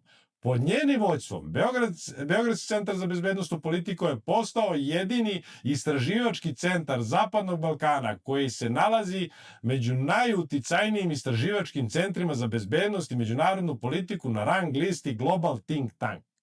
Znači, njeni lični doprinos je razvoj inovativnih alata poput metodologije za merenje reforma bezbednosnog sektora iz perspektive civilnog društva, koje se primenjuje u Albaniji, Bosni i Hercegovini, Hrvatskoj, Kosovu, Crnoj Gori, Severnoj Makedoniji i Srbiji. Znači, ova žena nama reformiše bezbednosni sektor. A onda oni prave proteste. I ovamo lobiraju za nezavisno Kosovo. I ona je, kao samostalni član u tom poglavlju 35, vodi računa dobro da mi priznamo Kosovo i sve ostale svinjarije koje su bacili u to poglavlje. I sad meni neko priča neku priču. A inače, Sanja Stojanović je, kaže, iskusna istraživačica, upravlja sektorom bezbednosti, transformaciju konflikta, nije to ni bitno mnogo, samo da vidim gde je njeno školovanje. Samo sekund. Sonja je doktorirala međunarodne odnose na Univerzitetu u Beogradu i magistrirala sa odlikovanjem na programu politika, bezbednost i integracije na Univerzitetskom koledžu u Londonu. Znači, ja ne znam da li treba više da vam objašnjavam o tom. Znači, mora se reši. Mora se reši kako znamo i umemo, mora se reši jednostavno, ne može ovako. Ali ajmo mi dalje. Čekaj samo da vidim. Imamo još jednog aktera ove ekipe. Pazi, nisu ovo svi iz poglavlja 35, da vam odmah kažem. Tu ima i nijedna nevladina organizacija iz Nemačke. Ja nju nisam prosto ni pravio zato što Nemci ko Nemci sigurno će da nas špioniraju i da nam gurnu te njihove. Fond za otvoreno društvo, naravno ista priča, ali to su inostrane nevladine organizacije koje jednostavno ti prihvatiš ako hoćeš u Evropsku uniju. Kuraju svoju agendu. Tako je, ti se ili ideš u Evropsku uniju ili se praviš da si na putu ka Evropskoj uniji i mora, prosto on je njihov pristup, moraš da tolerišeš, ali ovo su ljudi koji jednostavno ulaze u naš državni aparat. Ovo su ljudi koji afirmišu određene politike i političke subjekte u mediji. Ovo su ljudi koji nama prave proteste. Znači, jednostavno... Neverovatno koliko uloga imaju i koliko je sve to štetno. Znači, svaka njihova uloga je jako štetna, a ova destabilizacija države ne samo da je štetna, nego je ono i opasna. Šta je tu sve moglo se desi, pogotovo 15. marta. Tako je. Nas je sam Bog pogledao da tu ne bude nikakvih ozbiljnijih žrtava, povređenih i tako da. Znači, u ovom poglavlju 35 ima još organizacija, ali ja ih nisam viđao u medijima, nisu nešto velike, nisu i nešto bogate, nisam siguran koja je njihova uloga u svemu tome i ja ih onda nisam pravio. Što ne znači da nisu štetne, nego ja prosto ne mogu da nađem. Ali ima ih, sigurno, pored ovih koje sam vam pokazao, ima tu još jedno 7-8 organizacija koje sam ja preskočio. I imamo jednog zanimljivog aktera koji isto samostalan u tom praćenju poglavlja 35, ovo će biti jako zanimljivo. A sad ovo. Sanja Sovrlić sa N1. Kako bre to? A? Nemoj bre, sad ću na koji način, mislim, šta je ona? Ona je... Novinarka je.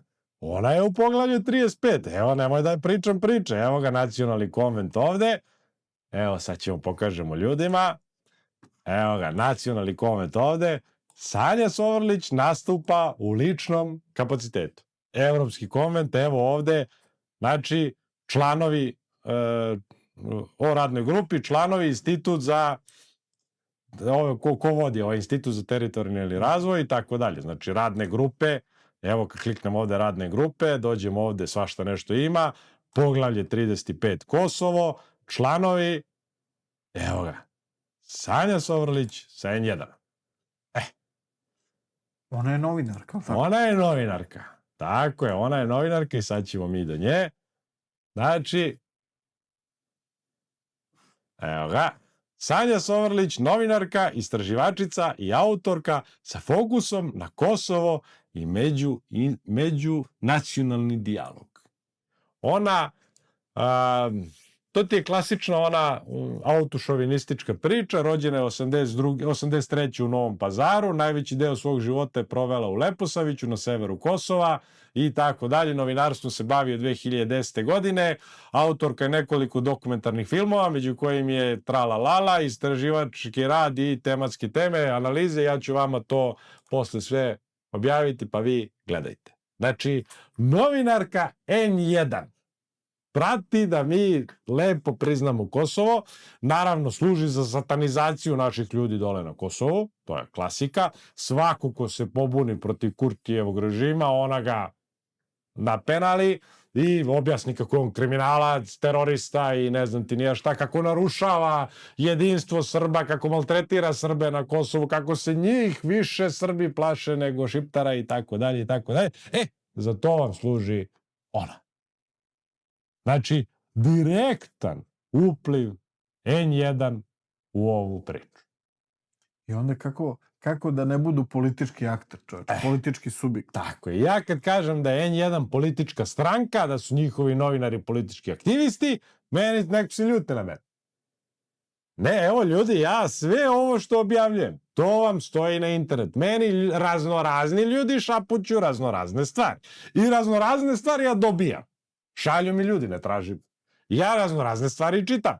A ja objavljujem samo ono što ima na internetu. Kad budete vidjeli šta mogu da uradim s tim što ima na internetu, onda možete zamisliti šta mogu da uradim kad imam državne resurse. Ali jednostavno neću da objavljujem ništa što nije sa interneta. Pa što nije verodostojno i zvanično, jer to na internetu ima sve i svašta. Ovo su zvanični sajtovi, zvanični državni sajt za konvent i tako dalje. Sve ovo što ja vama pričam... Finansijski izveštaj iz APR-a i tako dalje. Znači, sajtovi tih nevladinih organizacija. Nemojte da budete lenji, uđite na sajt konventa, ja sam pokazao, tamo radne grupe, poglavlje 35, tamo ima raznih poglavlja. Pogledajte ko su članovi koji se staraju da mi priznamo Kosovo pre našeg ulaska u Evropsku uniju. To je ta ekipa koja vodi obojenu revoluciju jer je dosadilo da čeka nesposobne opozicionare da sruše ovu vlast i da se to jednom za svagda sve reši. Oni su preuzeli stvari u svoje ruke, napravili studentsku listu, nahuškali narod na sukobe i sada strpljivo čekaju da dođu ti izbori. Ja ne znam da li ovi nesretni pumposlavci imaju bilo kakve šanse protiv njih vezano za uticaj ko će biti na toj listi ili ko neće. Mi ćemo sve te ljude sa liste analizirati i onda ćemo vidjeti da li su nesretni pumposlavci uspeli bar neki deo hidre da izbace odatle, ali ja se plašim da će to biti sve truli kompromisi, da će više od pola te hidre biti, te liste biti hidra, jer bitni su prvih, koliko stoji mene? Pa prvih 50. 50 u suštini. Sve ovo ostalo što su stavili, mački o rep. U prvih 50 imena šta vam se nađe, to vam je to. A ako bude ona Informerova lista, onda je to katastrofa. Znači ja sam pogledao prvih 20 imena, date Bog sačuva, tako da, nego nisam teo time se bavim, gubim vreme. Hoću da zvanično studenti ne možemo objave, pa onda da jednostavno analiziramo, ali vidi, sve potpisnici proglasa. Katastrofa je. Tako da, to je što se tiče konventa i poglavlje 35. Sljedeću subotu ćemo raditi druga poglavlja, da vidite ko se stara, da li mi lepo sve usvajamo kako Evropska unija kaže, ko nas tužaka tamo i ko onda kao politička stranka učestvuje u političkom životu preko medija i afirmiše određenu politiku, odnosno pumpa određeni politički narativ i jednostavno ispire mozak našem narodu. Sad kad smo ovo završili, imamo dve stvari vezano za pitanje naroda. Stiglo mi u mail molba da, odnosno stiglo su mi više pitanja, ali molba je, najviše pitanje bilo za ove dve lokalne organizacije i ja sam to pogledao. Najviše pitanje je došlo za Čačak, Ozon Pres. Kaže Stojan Marković. Stojan Marković je dugogodišnji novinar i vlasnik medija i opozicioni političar iz Čačka. Pazi, on je tamo u parlamentu. Znači, čovek se bavi politikom aktivno, naravno, sve one svinjarije koje ima, one njihove blokadersko, on je pumpao, a dobija pare, ovo što sam uspeo da nađem, što on javno priznao, od European Endowment for Democracy. Znači, imamo političara koji se bavi politikom i ima svoj medij koji plaćaju stranci. I onda će neko meni da kaže da to tako može. Da je to u redu i da to nema nikakvog uticaja na njega. Znači, jednostavno neverovatno. I još sam hvali time. Da, pa to je direktno kršenje. Direktno kršenje zakona o finansiju. Postojeći. Čak ne ni našeg onog predloga da se to izmeni. Ovo je... Tako je. Tako je. Znači, postojećeg zakona, on direktno krši već postojeći zakon. Finansiraju ga stranci preko njegovog medija. I mi sada pričamo o tome kako je on opozicionar i on će nešto da uradi i tako dalje i tako dalje. U 2023. dobio 14 miliona dinara, u 2024. dobio 22 miliona i u 2025. 15 miliona. Znači, ja ću objaviti ovaj baner, pa vi čitajte to. Mislim, jednostavno, katastrofa jedna, šta se dešava, a s njim u priči je i ova naša gospođa, sad ću da je nađem, samo da vidim gde je, nije ovde. Evo je, naša gospođa,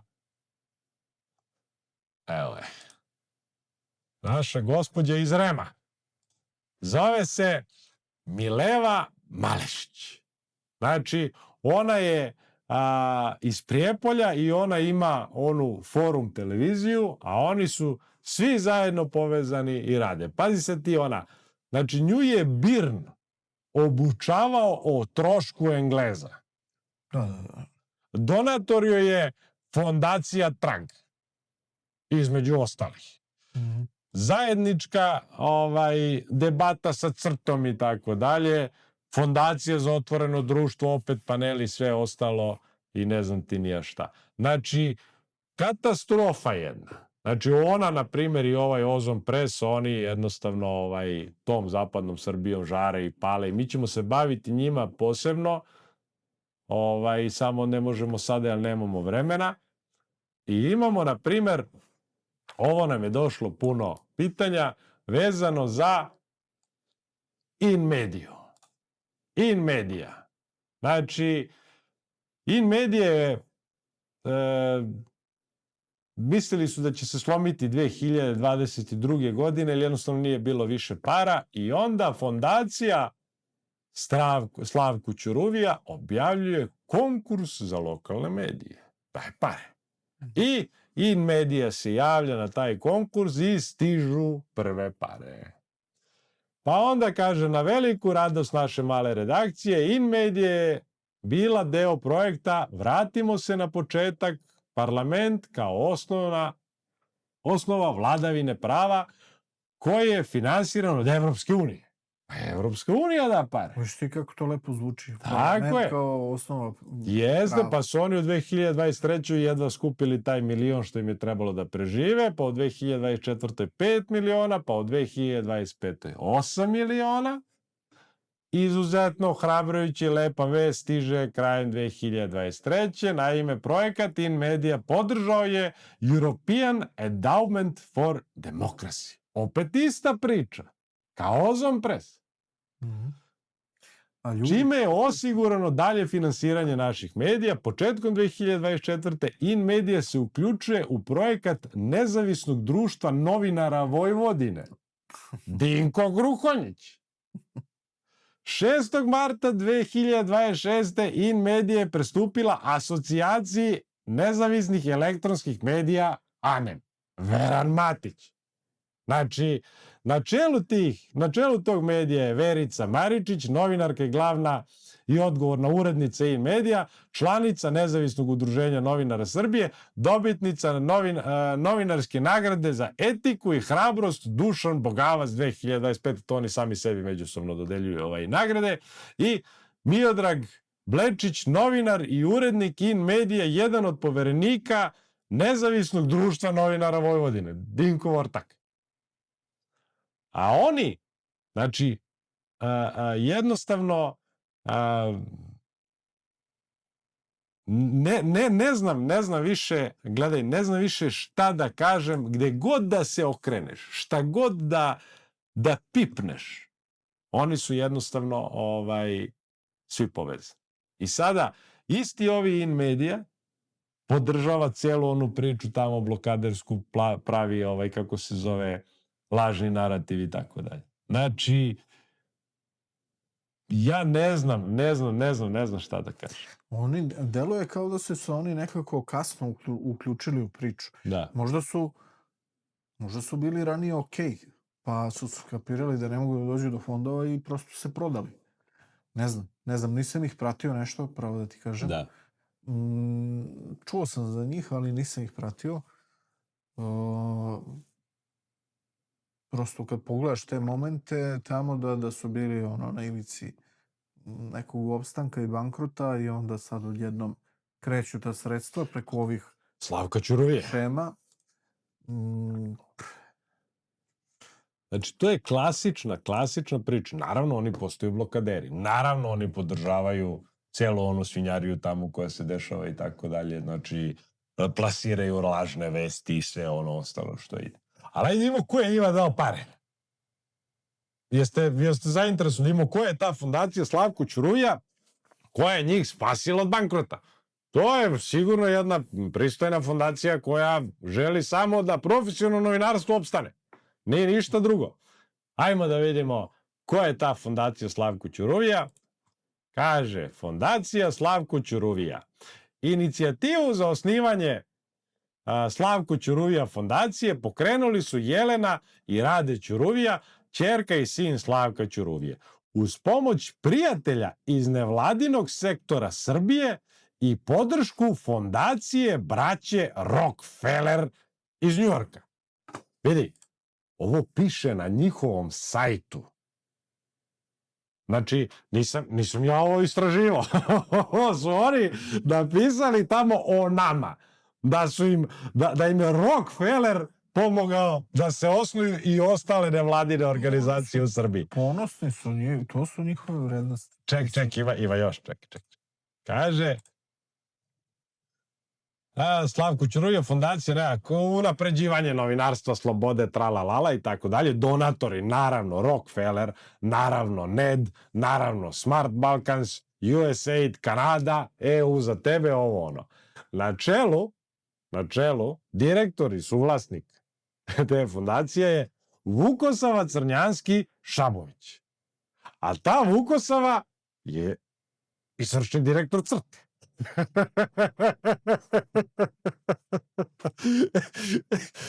Član upravnog odbora Danica Vučenica je jedan.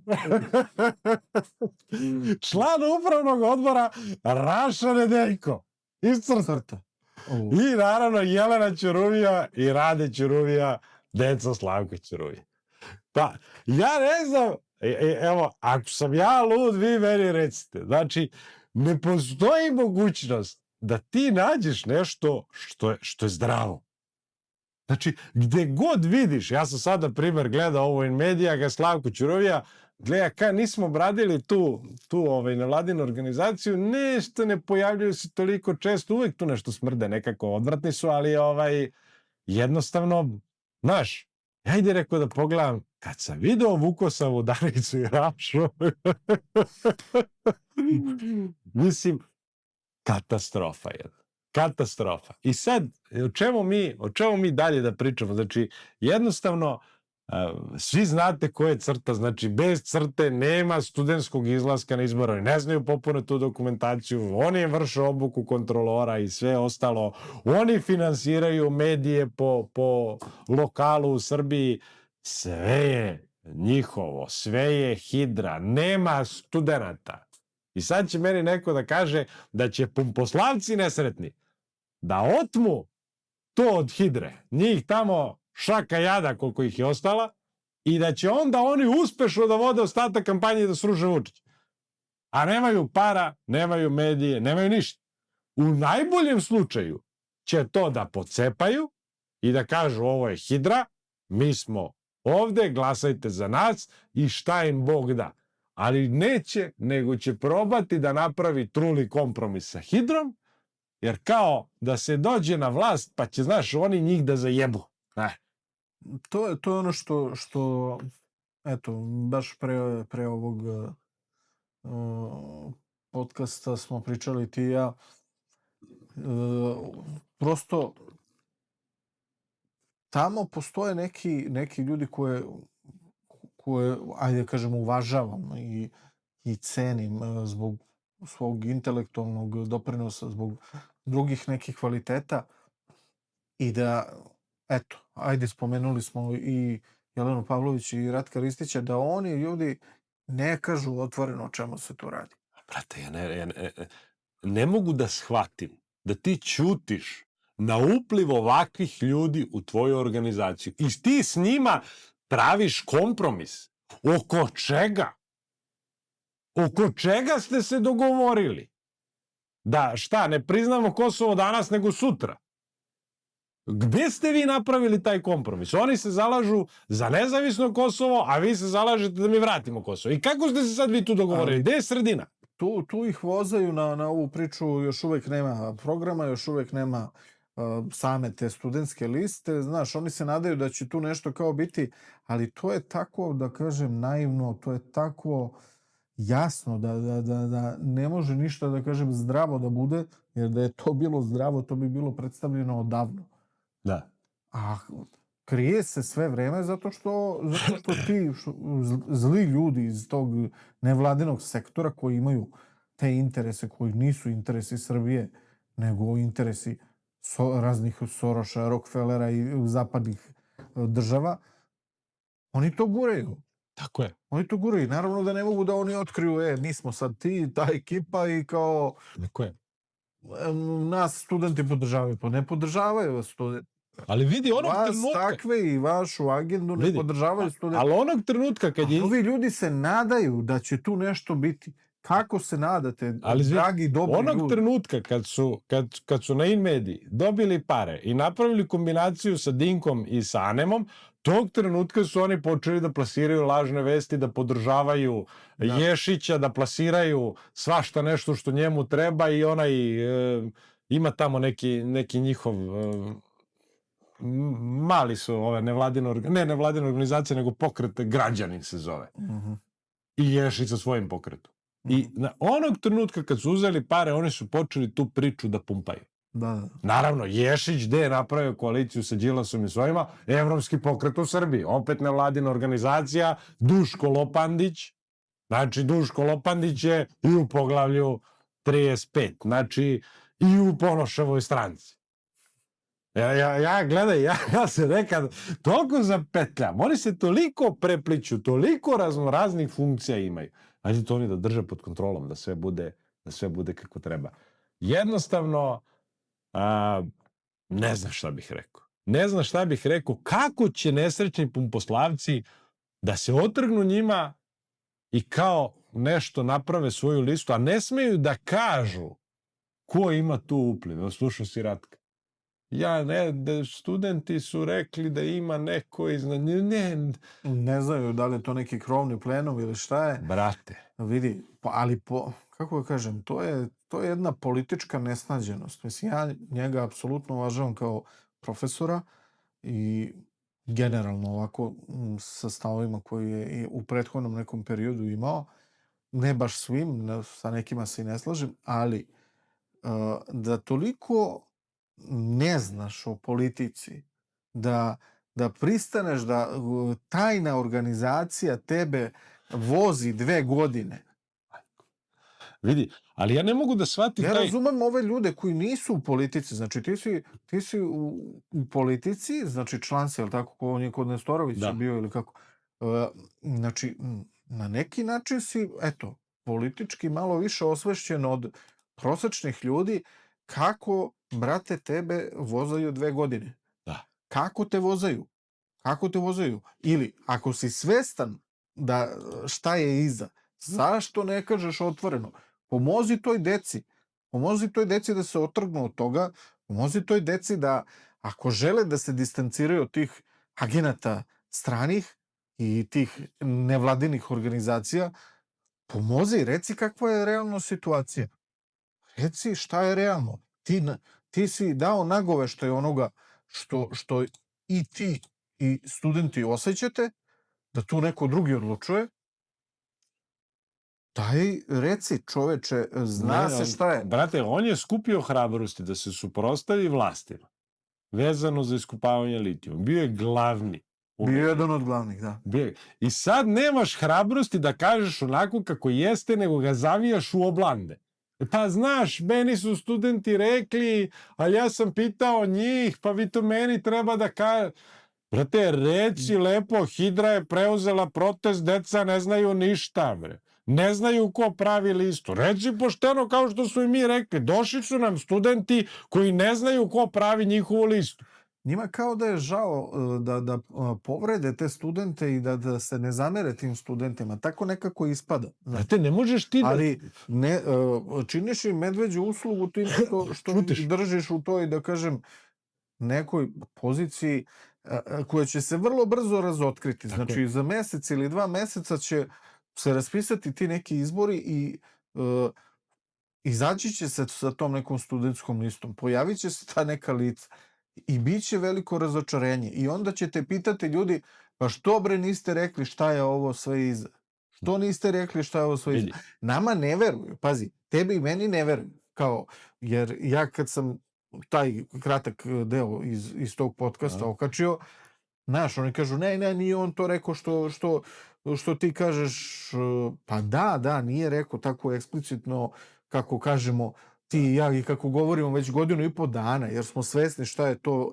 Pričali smo sa studentima sa raznih fakulteta i prosto toliko smo politički pismeni, bili smo na terenu u nekim političkim organizacijama i znamo šta može, šta ne može i kao da, nećemo Da su oni poslušali ono što su mi rekli na početku, njima Hidra nikad ne bi otela protest. Nikad. Naravno, da su bili transparentni od samog početka i da javno ali to sve vidi, rade. Da su deca dolazila i slušala i da su pitala a kakav je ovaj, a kakav je ovaj, a kakav je ovaj, mi bismo im sve rekli. Oni dođu kod njih. Zašto? Zato što sve ove nevladine organizacije u sklopu NVO Hidre, one u svojim redovima imaju profesora. I oni pošalju profesora da stupi u kontakt sa decom, sa pozicije autoriteta, koji oni ne dovode u pitanje. Tako je. I oni sve što profesor kaže prihvataju zdravo za gotovo. I ta deca su, da kažem, odbacivala neke od hendlera koji su im slati, tipa Mila Pajić i ostali Cicvarići i to. Oni su odbacivali jer prosto nisu ih smatrali za autoritete. Došli su im ovi iz CRTE, oni su im se pokazali kao autoritet, jer znaju o izborima i tako dalje i potpuno su ih, da kažem, kupili time. I to odbacili. Kao šta ćemo mi, kako ćemo mi bez CRTE, bez te infrastrukture, bez tih ljudi koji znaju to u detalj. Vidi, i to odbacili Milu Pajić, kao ogradili se od nje, pa je opet podržali i tako da. Mislim, toliko nesretno. Ko ona nesretna Politehnika, čestita rođena Republici Srpskoj i onda se kao bori 2 dana za to i onda obriše tweet. Mislim, znaš, vidiš da jednostavno tu sreće nema. Vidi, ako ćemo mi da im pomognemo, pazi, vidi, ako ćemo mi da im pomognemo ovime što im pokazujemo ko je Hidra, da bi oni mogli da prepoznaju, da bi oni mogli da naprave veći uticaj, da te Hidre ima što manje na listi. Pa kad mi počnemo da analiziramo, da prvih 60-70 ljudi bude 5, a da ostali ne budu, to je pobeda. To je pobeda kako god, jer smo mi Hidri onemogućili da uđe u parlament. Razumeš? Plašim se da se oni neće tako povući. Ja ne vjerujem da će se povući uopšte. Ja mislim da će pre Hidra pocepati listu, proglasiti njih za ubačene elemente, izdajniki i ne znam ti nija šta, i izaći sa svojom listom, nego što će njima dozvoliti da oni... Gle, ti ljudi su potrošili ogromne novce u ove 2 godine na organizaciju protesta, na ove, kako se zovu, aktiviste, na hranu, na logistiku, na medije. Gledaj, 100 miliona eura su oni potrošili, ako ne i više, u posljednjih 2 godine. I sad ćeš ti da dođeš ispred svog finansijera i da kažeš, vidi, jevi ga, ja nisam uspeo... Deca su mi se otrgla kontroli, ja nisam uspeo, na listi nemamo nikog našeg. Pa, zna da je gotovo. To je nemoguće. Gotovo, kraj. Opet, ono što sam teo da kažem, treba biti realan, znači tu decu, odnosno studente koji generalno gledano nemaju puno političkog iskustva, su saleteli sa svih strana.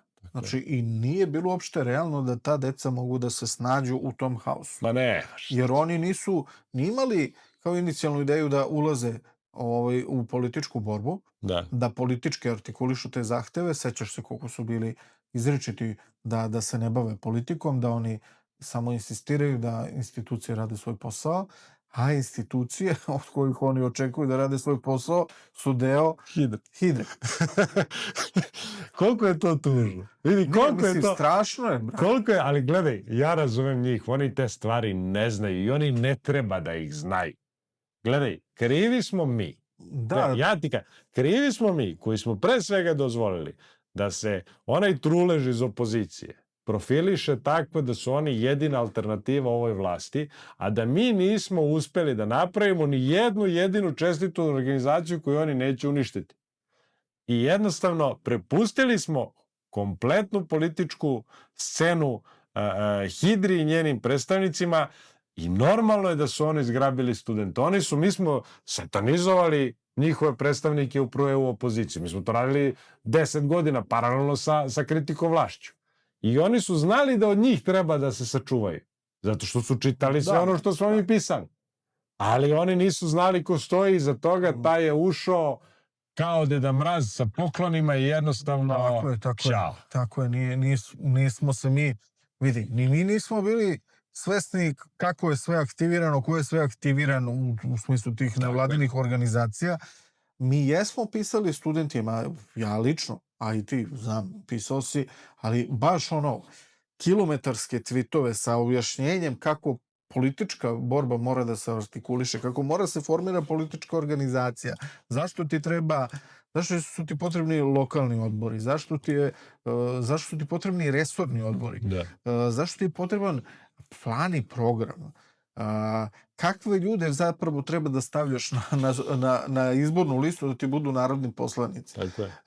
Sve to smo pisali, objašnjavali u nadi da će to dopreti do njih da ne krenu ovom stramputicom koja je neka anarhističko tajna organizacija gde su ih smandrljali, smuljali, da oni misle da nešto odlučuju na tim plenovima, a zapravo ih voze. Samo ih koriste, što ti kažeš, kao pešadiju, da oni budu istureni u prvi plan, naša deca, lepa, čestita, pametna, neukaljana i svi se istope kad ih vide. A iza zlo. Znači, iza Maja Stojanović koja je otimačica institucija. Tako je. I šta ćeš ti sad? A gledaj, što najgore, nema nas, gotovo. Neverovatno je šta smo doživjeli, opet mora da se vrati na vlast, da previše su popustili, previše su dozvolili, nadam se da su izvukli pouku i da će zaista hteti da urade nešto po ovom pitanju, da se ovo reši. Mora se uradi nešto. Nešto mora se uradi. Zbog države Srbije i svih nas, ne samo zbog njihovih pozicija i tako dalje. Prosto je ovo prevelika opasnost za državu. Šta se ovo stvorilo i koliko su ti ljudi bezobrazni i bahati da pričaju da otimaju institucije. Zamisli ti tu državu. I ne kriju se. Oni se ne kriju da otimaju institucije, jer nema. Mislim, jednostavno, ali okej. Bavit ćemo se celom ovom hidrom, kažem, analizirat ćemo kompletan ovaj konvent, sva poglavlja njihova, da vidite koji su ljudi za šta zaduženi i u kom polju vrše pritisak. Tu ima svakakvih organizacija, bit će i nekih novih, bit će i ovih stari koje znate iz hidre, da shvatite zapravo da našu državu vode maltene oni. I da je jako teško doneti bilo koju odluku i sprovesti je u delo, dok sa jedne strane imaš njih koji te bunare što kroz institucije, što kroz medije, što kroz pritisak na ulicu, prave ti proteste i tako dalje, a sa ove druge strane te Evropska unija ucenjuje da će ti uskratiti fondove, ove, one i tako dalje. Znači jednostavno manevarski prostor za to je toliko sužen da ti nemaš šanse protiv njih. I to mora sad da se reši, dokle god je, znači oni će sad će doći izbori, što ti kažeš, on će uzeti, bit će jači nego pre toga. Mi moramo insistirati da se to sada reši. Jer ako se to sad ne reši, dođe klimava vlast, mi smo gotovi. Da, tu smo onda, ne samo ti i ja koji smo ovako ti i ja, nego prosto sve. Ja sam gotov, pa sam gotov. Sve je u velikom riziku. Znači, bukvalno će ljudi kukati za ovom vlašću. Tipa, ako dođu takvi neki, šta misliš, da li će da se desi nešto kao ovim drugim zapadnoevropskim zemljama da nas preplave ovim migrantima koji su na ovoj migrantskoj ruti. Vidiš, šta god da treba da donesemo odluku, mi ne možemo da se dogovorimo od njih, jer oni nas guraju u rovove. Oni zahtevaju da bavljenje politikom mora da bude na nivou sukoba. Da ti kada sedneš s nekim, da razgovaraš vezano za naše nacionalne interese, ajde krenemo od te odbrane od migranata, oni automatski upiru prstom i kažu, evo ga, prodao se. Eno ga, otišao mu na moleban, eno ga, uzo pare. I sjećaš se, na primjer, one nesretne čaše vina gde su Radulović i Boško bili vezano za Republiku Srpsku. Znači, oni su ih pozvali da razgovaraju o Republici Srpskoj. Imali smo problem tamo, ali tako. Normalno je da dođeš. Normalno je da razgovaraš. Normalno je da ponudiš neko svoje mišljenje i neko svoje viđenje kako taj problem da se reši. Onog trenutka kad su se pojavili tamo, tog trenutka krenula satanizacija u medijima za njih dvoje. Na stranu što ja mislim o njima, da ne vrede ni jedan ni drugi pišljivog boba. Da, ali pazi, za ozbiljnog političara koji je državotvoran, da. On to trese sa sebe vrlo lako. On kaže, ja sam političar koji je državotvoran i ja sarađivaću i sa ovom vlašću i sa svakom vlašću kada su u pitanju nacionalni interesi. Ništa drugo me ne zanima. Ništa drugo me ne zanima. Nikakve etikete koje mi se lepe. Vi gledajte i sudite po onome što radim. Znači, po tim mojim rezultatima i prosto moraš da zauzmeš takav konstruktivan stav prema, da kažemo, svakoj vlasti koja je legitimna i koja brine o nacionalnim interesima u nekoj meri, razumeš? Znači, ako je neko okupio ljude zbog Republike Srpske i ti ćeš onda mu prišiješ etiketu, oni su ovo ili ono. Tako je. Znaš, tako da to... To Hidra radi. Ona nama ne dozvoljava da se mi okupimo. Ona nam ne dozvoljava da se mi složimo. Da, ubacuju te lažne dileme, ubacuju sve što može da izazove sukobe, tako je. To sve ubacuju i sad kao ove podele, znaš, kao ili si sa nama ili nema neutralnih, i obračunavali su se s neutralima, sad pokušavaju da pridobiju neutralne, da dobiju kao neke procente. Još prosto, ja mislim da je generalno ovo sa NVO Hidrom, ovaj pokušaj preko studentske liste, da je to neodrživa stvar. Da. Ne sad da dajem nama neki preveliki značaj, ali definitivno su ljudi sad malo svesniji koliko je tih stranih agenata uključeno u celu priču, koliko su... Ali eksplodiralo je ovo naše. Mislim, nemoj da si lažno skroman. Eksplodiralo je. Znači, vide ljudi koliko su ovi dominantni na medijima, ovim zapadnim medijima, da se bukvalno ne skidaju, da su samo oni tamo. I sad to baš i ne može da prođe tek tako. Pogotovo, opet, eto, malo se ja uzdam u te naše studente koji su zaista nacionalno osvešćeni, da će da kažu, alo, nismo se mi za ovo borili. Ali u čemu će oni da kažu, oni su izašli iz organizacija, oni su prestali da dolaze na te fakultete, na te plenume. Govorimo o situaciji kada se bude objavila ta studentska lista i da kažu, otvoreno izađe, ne znam, par hiljada studenta sa, ne znam, FTN i kaže... Mi nismo za ovo. Ko će od njih da kaže to kad zna da mu je pola profesora iz Hidre da neće završiti fakultet? Nema šanse. Moramo zaštititi tu decu. Kako ćeš zaštititi? Moram poizbacuješ celu Hidru s fakulteta. Nema šanse da će se oni pobuniti. Pobunit će se, znaš ko? Onaj koga baš briga, tih će bude šaka jada, oni će da se pobune, ovi anonimni studentski nalozi koje Hidra kontroliše, koji su zapravo studentski pokret od početka do kraja, jer mi ne znamo ko su ti studenti, jel te, mislim, ne znamo, znamo, ali, jel te, narod ne zna, i oni će ih proglasiti za ubačene elemente, plaćenike i tako dalje, ogradit će se od njih i njihovog delovanja, ogradit će se i od te Jelene